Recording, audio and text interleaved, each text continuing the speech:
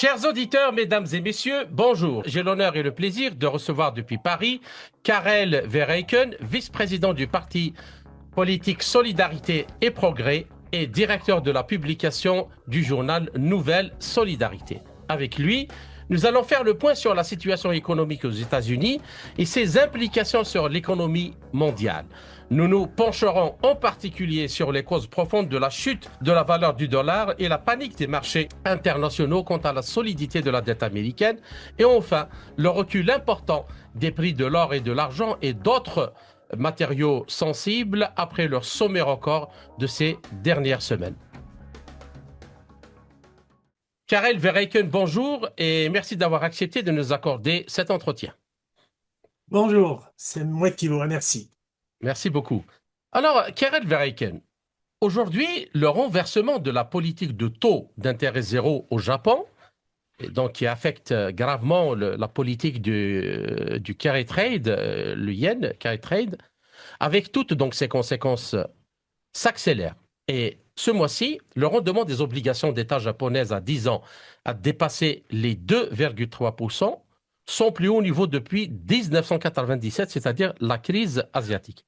Et désormais, le service de la dette publique japonaise absorbe environ 25% du budget de l'État. Et au lieu de stimuler l'économie, la Banque du Japon a inversé sa politique d'assouplissement quantitatif et a entrepris de réduire drastiquement son bilan colossal. Alors ma question, est-il impossible d'éviter l'effondrement final de cette période de croissance économique alimentée par l'expansion du crédit et de l'argent facile? Et l'alternative à ça se résume-t-elle à choisir entre une crise plus rapide suite à un abandon volontaire de toute nouvelle expansion du crédit ou plus tardive comme une catastrophe finale et totale du système monétaire et financier tel qu'on l'a connu depuis 1945? Alors oui, ça fait toute une rafale de questions. Et, comme disait Jacques Chirac, les emmerdes arrivent toujours en rafale. En escadrille, vole En toujours en escadrille, escadrille. en escadrille. Donc, donc la question, c'est toujours de différencier entre ce qui est comment dire, les symptômes. C'est comme chez les malades, les bons médecins de la Perse antique savaient déjà bien voir la différence entre les symptômes et les causalités. Donc Absolument. le sujet, c'est un sujet dont nous parlons avec Jacques Cheminade et Lino Larouche depuis 50 ans, c'est-à-dire le divorce total entre des actifs financiers, éventuellement la monnaie, mais pas que, surtout la spéculation qui se greffe dessus, et l'économie réelle. Et pour nous, partisans de l'économie réelle, et on le voit avec la montée des BRICS, c'est-à-dire que ce qui donne la solidité d'une monnaie, c'est qu'elle est derrière, il y a quelque chose de réel, il y a une économie réelle, il y a des services, il y a euh, des biens utiles, il y a des biens et des services utiles qui sont produits. Euh, donc nous, notre préoccupation d'abord, je commence un peu avec la réponse finale avant de Absolument. reprendre la Allez-y, allez-y. chose. Je monte à la tour du troisième étage pour voir mieux ce qui se passe au Trocadéro. Ce qui est utile, donc on voit cette évolution. Et donc la Chine, Xi Jinping d'ailleurs a déclaré cette semaine que on va vers une internationalisation ou une situation où le renminbi deviendra une monnaie de réserve, une sorte de monnaie de réserve au niveau mondial. Oui, Donc ça n'a pas été le cas jusqu'à maintenant pour une raison très simple, c'est que les pays des BRICS, aussi bien l'Inde que le Brésil que la Chine, comprennent qu'on fait d'abord l'économie et après on a une monnaie. Et ce n'est pas la monnaie qui crée l'économie, mais c'est l'économie qui crée une monnaie. Et donc là, c'est vraiment l'antithèse de tout ce que nous avons devant nous. Parce que le vrai sujet, et je vois le Japon comme un symptôme, disons, de la température qui monte, mais le vrai sujet, c'est qu'on a une bulle du jamais vu dans l'histoire humaine, qui est de l'ordre de 2300 millions de milliards. Donc, donc c'est un. tu peux- Alors, j'ai essayé de trouver une image. Cette bulle, Karel Verheiken, Alors, c'est des bons du trésor, c'est des actifs c'est toute la financiers. dette mondiale. C'est toute la dette mondiale, vous parlez. Oui, et c'est surtout la dette sur la dette. C'est-à-dire que, Mhm, contrairement à ce que croient beaucoup de gens, les banques ne s'enrichissent pas avec la dette. Ils s'enrichissent avec la titrisation de la dette. mhm, C'est-à-dire qu'on donc on fait des anticipations, et c'est évidemment aussi le problème du yen carry trade qu'il faut quand même un peu expliquer, c'est-à-dire que avec des taux très bas au Japon, entre 0 et 1%, vous vous endettez, mais vous achetez en fait des actifs américains, des bons du trésor américain qui vous rapportent 5%. Donc vous enlevez les 1% que vous avez payés au Japon et vous faites 4% de bénéfices. ouais.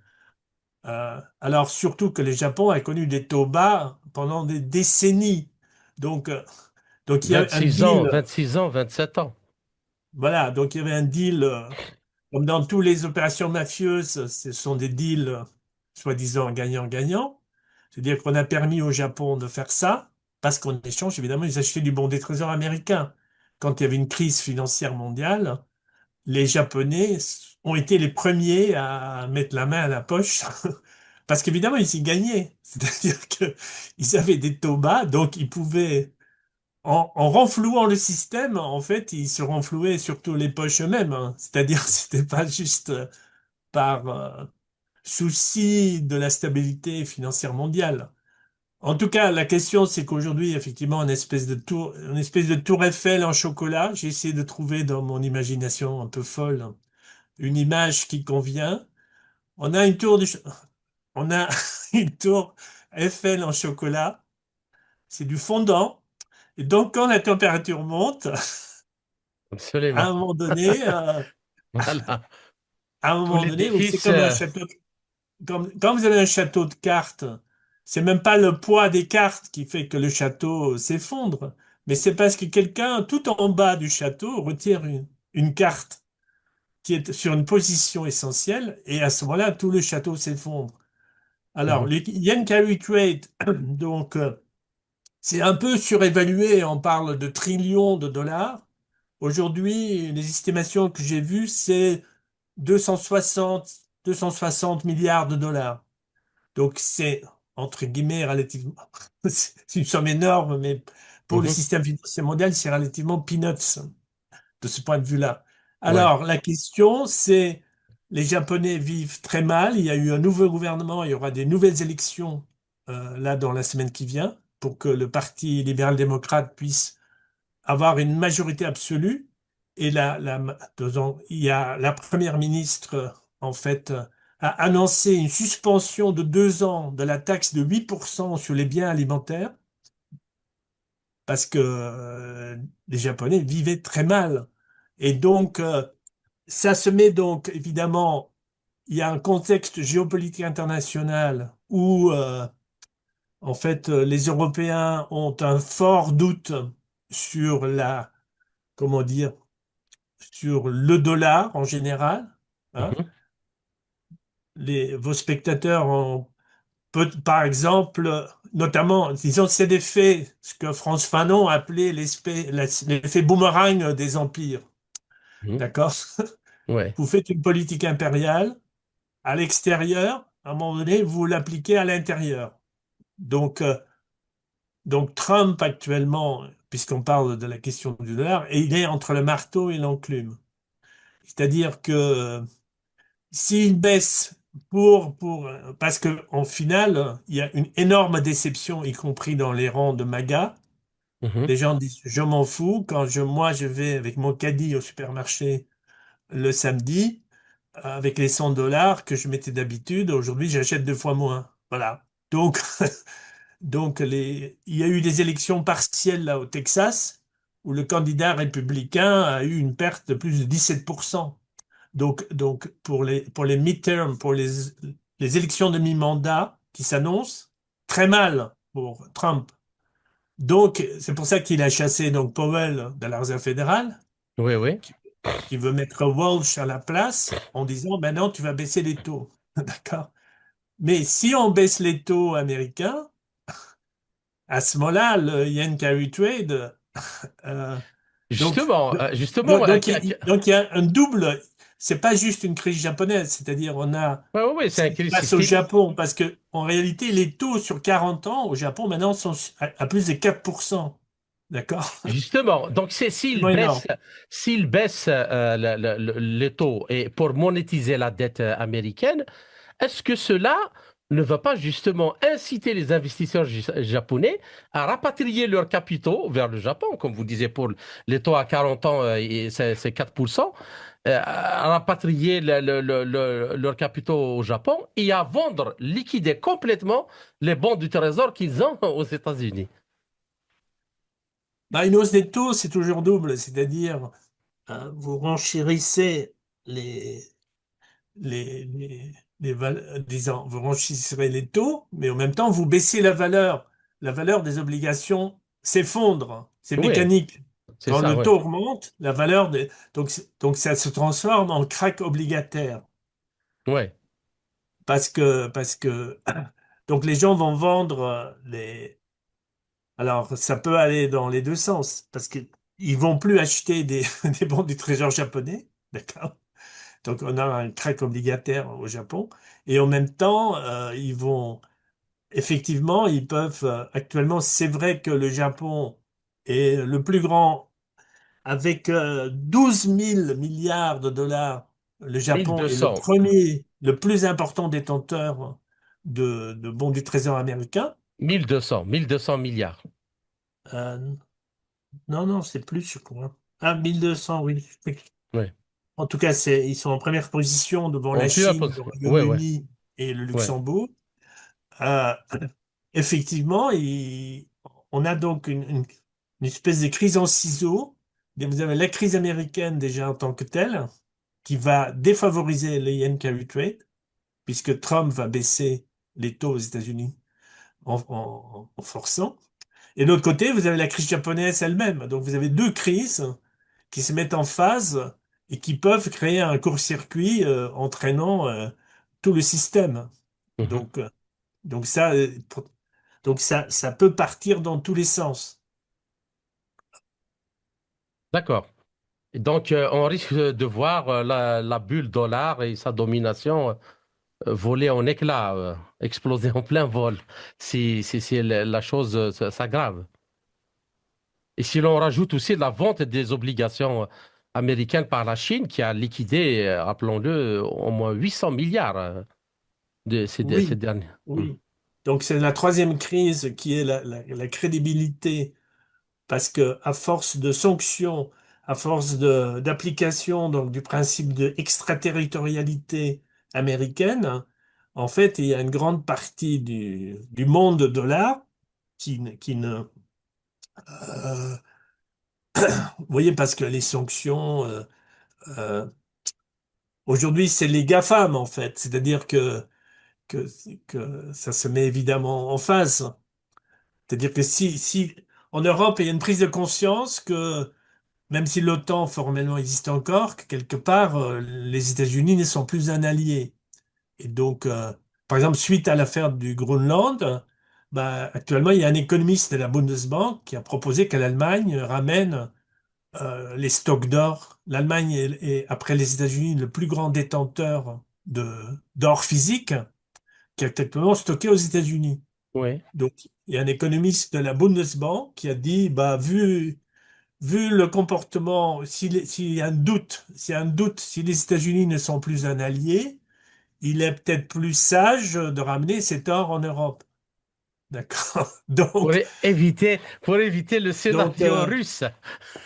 après, les Européens, si vous prenez les bons du Trésor et les actions, hein, les Européens détiennent 12 600 milliards de dollars d'actifs américains.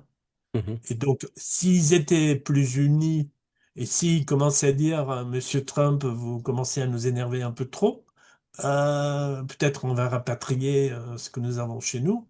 Et donc Trump est entre, il y a l'enclume des élections parce qu'il faut au moins qu'il fasse semblant qu'il y a une hausse du niveau de vie et que tout est bien géré.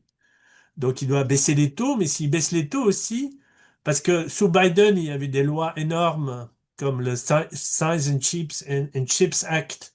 Il y a eu des énormes subventions qui ont été votées pour attirer les capitaux étrangers justement aux États-Unis et que même les Allemands et même les Français sont très attirés pour aller investir aux États-Unis parce qu'il y a plein de subventions.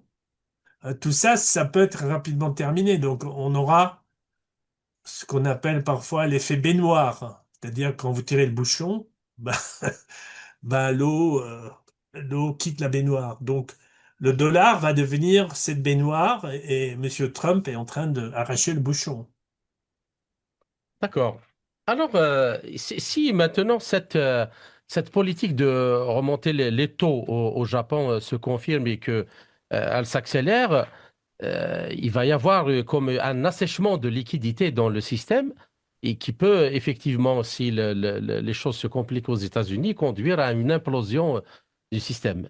Alors, par rapport maintenant aux autres gouvernements occidentaux, les Européens en particulier, pourraient-ils être contraints d'adopter les mêmes politiques que la Banque du Japon, c'est-à-dire la politique du yen carry trade, lorsque le Japon retire des liquidités des marchés, ces banques centrales peut-être européennes ou la Banque centrale européenne elle-même devront accroître drastiquement leur production de monnaie et pour éviter que les circuits s'assèchent.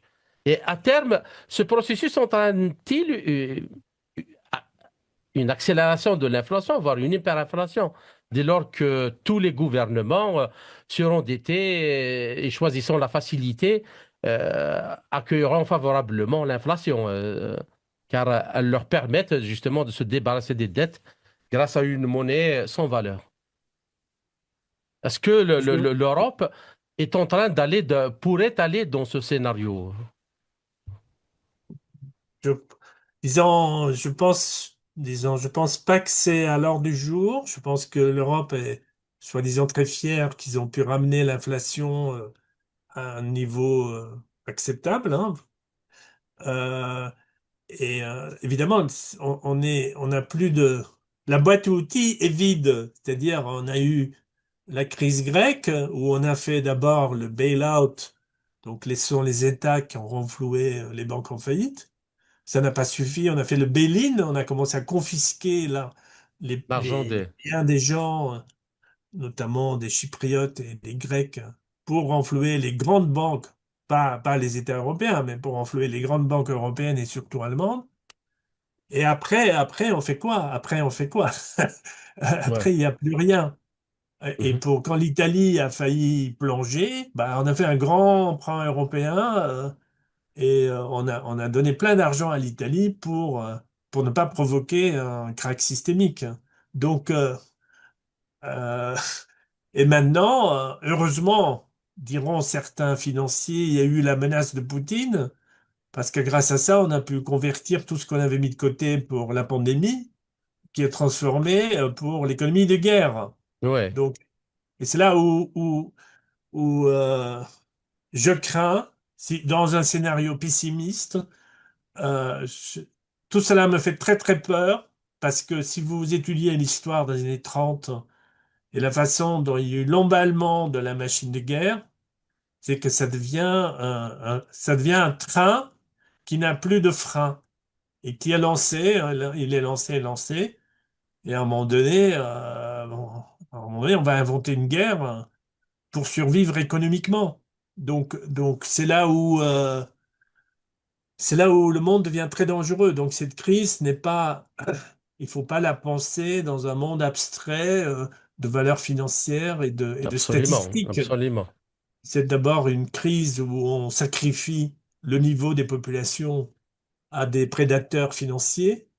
Et ensuite, si ça suffit plus, on va créer les conflits. Euh, après, je viens d'écrire un papier sur les courants intérieurs de l'administration Trump, où en fait, il y a un courant toujours de néoconservateurs qui s'inspire de Léo Strauss, qui sont pour une domination mondiale par un pouvoir unitaire, unipolaire.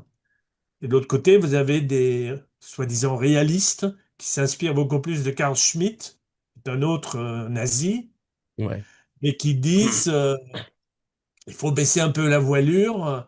La Chine et les BRICS, on va les faire plier par l'économie, mais on va pas risquer une guerre nucléaire juste pour Taïwan.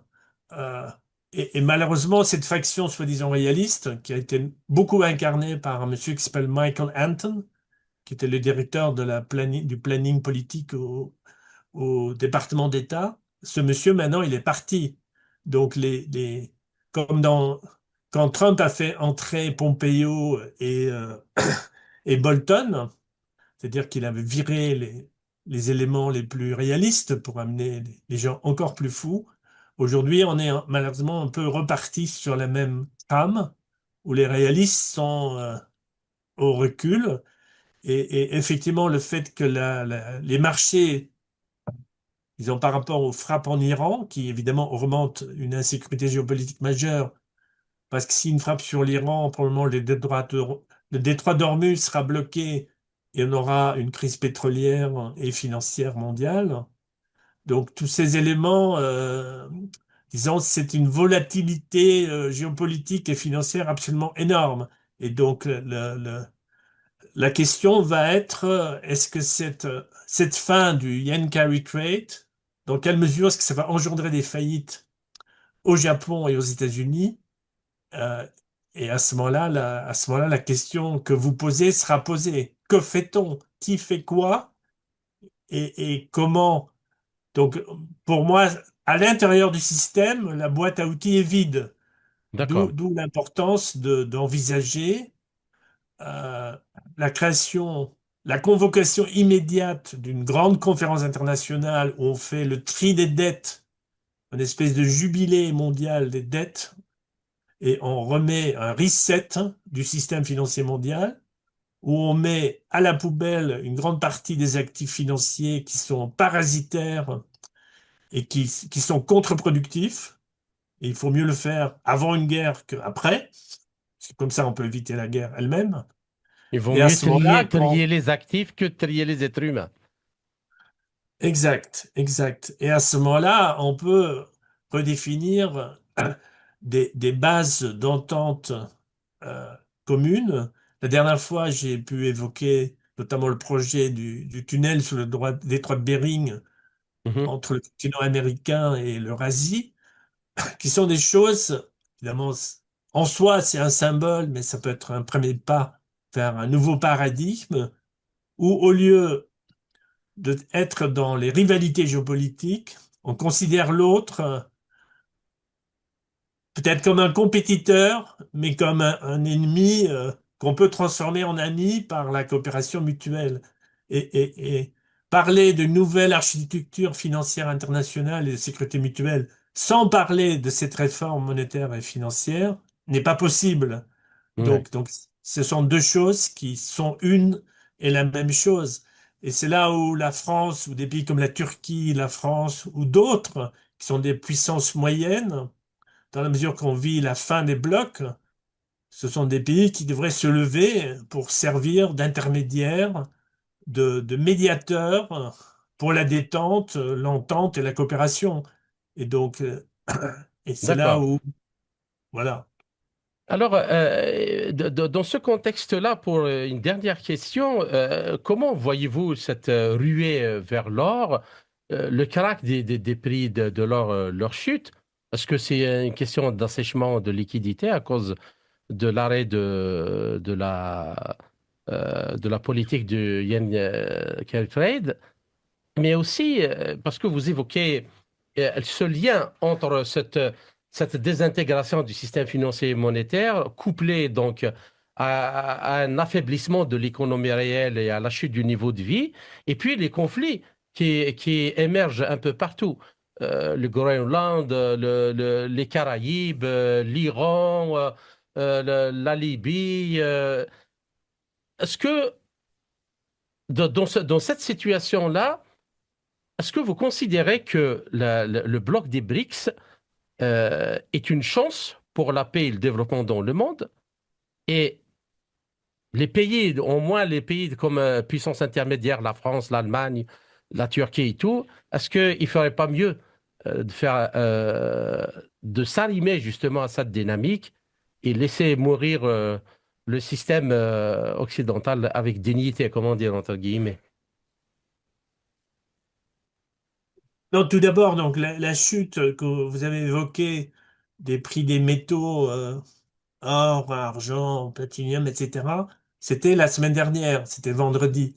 Donc ce Mhm, matin, le prix, l'once d'or a de nouveau passé les 5000, les 5000 dollars et c'est en train de remonter. Disons, la chute, il y a eu des chutes même de 9%, il y a eu des hausses là de 9%, compensant les chutes. Donc on est reparti vers la hausse aujourd'hui.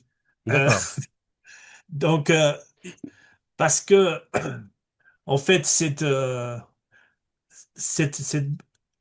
cette- cette chute, évidemment, il y a des gens qui ont pensé que c'était le moment de prendre leur profit parce qu'on pensait que c'était vraiment des niveaux du jamais vu au niveau, disons, il y a eu une hausse, je crois, de 13% rien qu'au mois de janvier de Mhm. l'or. Et donc, effectivement, il y a d'autres problèmes qui se posent. Donc, il y a des gens qui vendent leur or pour avoir des liquidités pour colmater les brèches ailleurs. Donc, c'est une volatilité, disons, de l'instant. C'est une volatilité de l'instant. Je pense C'est que ça le courant, justement, et qui me semble que c'est ça qui est dangereux, parce que ce yo-yo engendre des pertes énormes. C'est 7 700 milliards quand même. Et oui, alors oui, que alors, le oui, système il est dans un état de oui. fragilité, ça peut provoquer une explosion complète. Ah, ben oui. Donc, c'est des secousses qui peuvent créer des effets non prévisibles. Ça, vous avez Mhm. tout à fait raison. Après, le tendance longue, c'est que vu que visiblement M. Trump fait du clash permanent en fait de sa politique étrangère, bah pour l'or, disons les gens qui veulent, les gens, ceux qui possèdent de l'or, en fait, ça reste toujours une valeur refuge. Mhm. Et ça ne changerait que soit parce qu'à un moment donné, comme à l'époque de Roosevelt, en fait, les États interviennent en disant c'est terminé parce que nous, on va utiliser l'or pour, comme caution pour notre monnaie nationale. Je pense qu'on est très très loin de ça. Euh, Personne aujourd'hui pense dans cette direction, mais historiquement, c'est ce qui s'est passé. Soit, effectivement, je pense que les BRICS, ce n'est pas seulement une chance, c'est une obligation. C'est-à-dire que si nous voulons recréer quelque chose d'un monde civilisé, disons, pour moi, la mise en concurrence permanente, c'est quelque part un paradigme primitif, barbare, du passé, que l'avenir du monde et de l'humanité, surtout à une époque où il y a des armes nucléaires, le réalisme et le monde du futur, c'est la coopération, c'est le dialogue. Et pour cela, en fait, si l'or peut contribuer dans cela comme quelque chose qui crée la confiance, parce que la confiance, la base de toute économie, c'est la confiance mutuelle. Donc, si l'or, à un moment donné, peut contribuer comme quelque chose qui donne confiance pour que les gens puissent échanger, effectivement, développer cette économie physique et humaine, elle jouera un rôle mieux que juste être une valeur refuge. Donc, euh, la monnaie du futur, si on va l'ajuster à l'économie mondiale du futur, ça peut être une partie en or comme caution, ça peut être un panier de métaux, ça peut être un panier de marchandises, ça peut être, c'est probablement le choix que déjà avait envisagé en France Pierre Mendès France à l'époque de même de Bretton Woods, où il était violemment opposé à Keynes et aussi en partie à, à c- à ceux parmi... Même Roosevelt ne voulait pas seulement le dollar comme monnaie de réserve, bon, il est décidé avant, et donc la conférence de Bretton Woods a donné ce qu'elle a donné, mais il faut que notre monnaie soit garantie par un reflet de cette économie mondiale et des échanges qu'on pourra avoir. Donc, la, donc là, la question, c'est que on a vu des conversions extraordinaires. Monsieur Carnet, qui était à la Banque d'Angleterre, qui était un fanatique du climat, Aujourd'hui, il va en Chine signer des accords pour Ouais. les matières premières de son pays, qui est le Canada. Donc, Ouais. donc alors, il peut avoir ses intentions cachées derrière, bien sûr, hein, ça reste. Mais ce que je suis en train de dire, c'est que aujourd'hui, ceux en Europe, au lieu de faire le dérisquage par rapport aux BRICS, on est passé à la phase du dérisquage par rapport aux États-Unis. Donc, on a, on est, le monde a drôlement changé. Euh, Ouais. parce que, et ça, et ça pour le meilleur et pour le pire, parce que je pense que Madame El Ghazal-Rouge était vraiment visionnaire le moment où il a dit que, OK, nous sommes contre un monde unipolaire, mais un monde multipolaire, si c'est un clash permanent entre des grandes puissances et des blocs entre eux, c'est tout aussi cauchemardesque Absolument. qu'un monde unipolaire. Sans Donc, changement de paradigme, ça peut devenir voilà. encore plus dangereux. Donc la seule parole qui était un petit peu sage là-dessus, ça a été Vladimir Poutine, quand il a dit ce qu'il faut, c'est une polyphonie d'États qui sont parfaitement souverains, qui ont chacun leur intérêt, mais qui se parlent, qui se consultent, qui organisent les choses ensemble pour un intérêt général, pour une humanité une, pour une unité qui est supérieure, qui fait que chacun pourra survivre parce que D'accord. l'unité de l'humanité est préservée et respectée. D'accord. Alors, chers auditeurs, notre entretien arrive à sa fin. Karel Verheyken, je vous remercie pour tous ces éclairages. J'espère vous retrouver prochainement dans un autre entretien pour traiter d'un autre sujet. À très bientôt. Merci beaucoup. À bientôt, merci.